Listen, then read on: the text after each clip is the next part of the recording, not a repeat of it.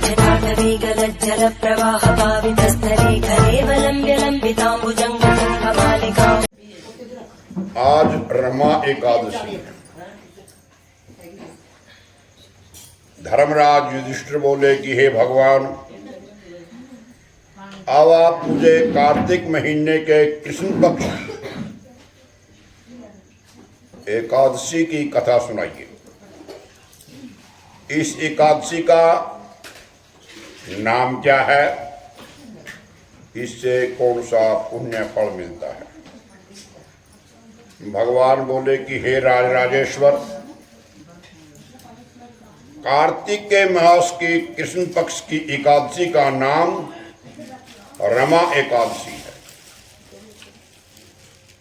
इसके व्रत से समस्त पाप नष्ट हो जाते हैं। इसकी कथा इस प्रकार है। प्राचीन काल में मुचुकुंद नाम का एक राजा राज करता था। उसके इंद्र, वर्ण, कुबेर, विभीषण आदि मित्र थे। वे बड़े सत्यवादी, भगवान विष्णु के भक्त थे। उसके एक उत्तम चंद्रभागा नाम की लड़की पैदा हुई। उसने उस लड़की का विवाह राजा चंद्रसेन के पुत्र शोभन के साथ कर दिया।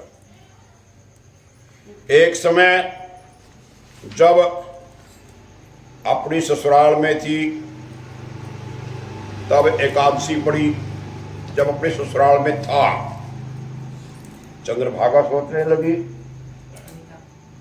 अब एकादशी समीप आ गई है, परंतु मेरा पति बहुत कमजोर है, इसीलिए ये व्रत नहीं कर सकते। परंतु मेरे पिताजी की आज्ञा है कि कठिन है, बड़ी कठिन। दशमी आई,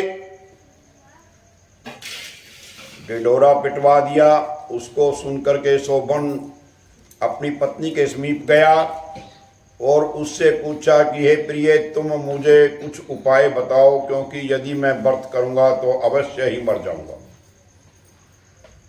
चंद्रभागा बोली कि हे प्राणनाथ, मेरे पिता के राज्य में एकादशी के दिन कोई भी भोजन नहीं करता। यहां तक हाथी, घोड़ा, ऊंट आदि पशु आदि भी कभी तृण, अन्न, जल ग्रहण नहीं करते। यहां मनुष्य कैसे भोजन कर सकते हैं? यदि आप भोजन करना चाहते हैं तो यहां से आप दूसरे स्थान को चले जाइए। यदि आप इस स्थान पर रहेंगे तो फिर तो आपको व्रत करना ही पड़ेगा। शोभन बोला कि हे प्रिय, चलो ठीक है, आपका कहना बिल्कुल उत्तम है। अब मैं भी इस व्रत को अवश्य करूंगा। जो विधाता ने भाग्य में लिखा है वही होगा। ऐसा विचार करके उसने एकादशी का व्रत किया। सूर्य भगवान भी अस्त हो गए। जागरण के लिए रात्रि हुई। शोभन को दुख देने वाली थी। प्रातःकाल होने से पहले शोभन इस संसार से चल बसा। राजा ने उसके मृतक शरीर को दहन करवा दिया। चंद्रभागा अपने पति की आज्ञा के अनुसार अग्नि में दहन नहीं हुई, परंतु पिता के घर रहना ही उत्तम समझा। रमा एकादशी के व्रत के प्रभाव से उसे मंदराचल पर्वत पर धन धान्य से युक्त, शत्रुओं से रहित एक उत्तम नगर प्राप्त हुआ। एक समय मुचुकुंद नगर में रहने वाला एक सोम शर्मा नाम का ब्राह्मण तीर्थ यात्रा के लिए निकला था। उसने घूमते घूमते उसको देखा, राजा के दामाद को। उस ब्राह्मण ने उसको अपने राजा का जमाई समझ करके उसके निकट गया। राजा शोभन ब्राह्मण को देख करके आसन से उठ खड़ा हुआ और अपने ससुर का, अपने स्त्री चंद्रभागा का कुशलता पूर्वक पूछने लगा। सोम शर्मा ब्राह्मण बोला कि हे राजन, हमारे राजा बिल्कुल कुशल पूर्वक हैं, आपकी पत्नी चंद्रभागा भी बहुत कुशल पूर्वक है, अब आप अपना वृत्तांत सुनाइए। मुझे ये बड़ा आश्चर्य है कि ऐसा विचित्र और सुंदर नगर आपको किस पुण्य से प्रकार प्राप्त हो।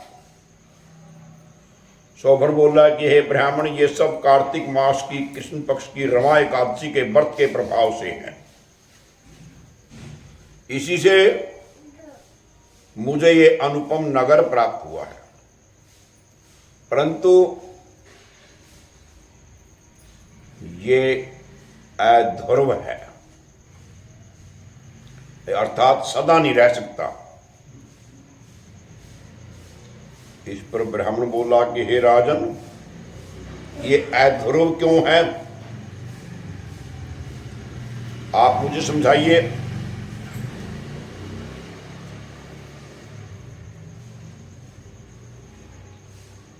मैं आपके कहे अनुसार ही करूंगा, आप बताइए, इसमें कौन सी किंचित मात्र भी कोई झूठ नहीं समझो।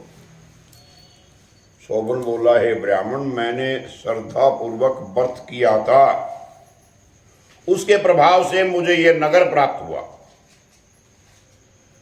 इस वृत्तांत को जान करके राजा मुचुकुंद की पुत्री चंद्रभागा से कहोगे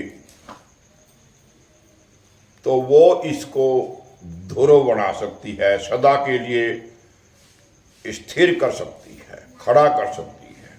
अब ये चलायमान है।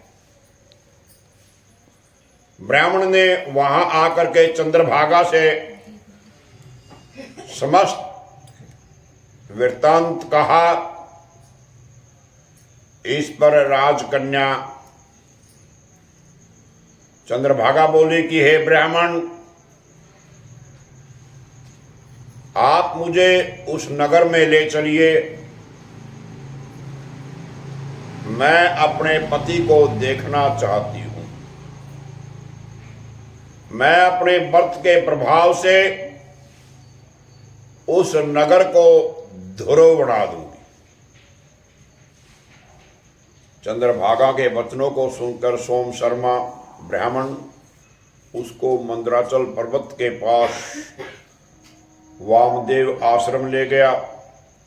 वामदेव ने उसकी कथा को सुनकर के चंद्रभागा का मंत्रों से अभिषेक किया। चंद्रभागा मंत्रों तथा व्रत के प्रभाव से दिव्य देह धारण करके अपने पति के पास चली गई। शोभन ने अपनी स्त्री चंद्रभागा को देख करके प्रसन्नता पूर्वक अपने बाएं अंग में बिठाया। चंद्रभागा बोली कि हे प्राणनाथ, अब आप मेरे पुण्य को सुनिए। जब मैं अपने पिता के घर में 8 साल की थी, तभी से ही मैं यथाविधि एकादशी का व्रत करने लगी हूं। उन्हीं व्रतों के प्रभाव से आपका ये नगर ध्रुव हो जाएगा और समस्त कर्मों से युक्त होकर के प्रलय काल के अंत तक रहेगा। चंद्रभागा दिव्य रूप धारण करके, दिव्य आभूषण वस्त्रों से सज करके अपनी पति के साथ आनंद पूर्वक रहने लगी। शोभन भी उसके साथ आनंद पूर्वक रहने लगा। तो हे राजन, मैंने ये रमा एकादशी का महात्म कहा है। जो मनुष्य इस रमा एकादशी के व्रत को करते हैं, उनके समस्त ब्रह्म हत्या आदि पाप नष्ट हो जाते हैं। जो मनुष्य रमा एकादशी का महात्म सुनते हैं, या वो भी अंत में विष्णु लोक को प्राप्त होते हैं। बोल विष्णु भगवान की जय।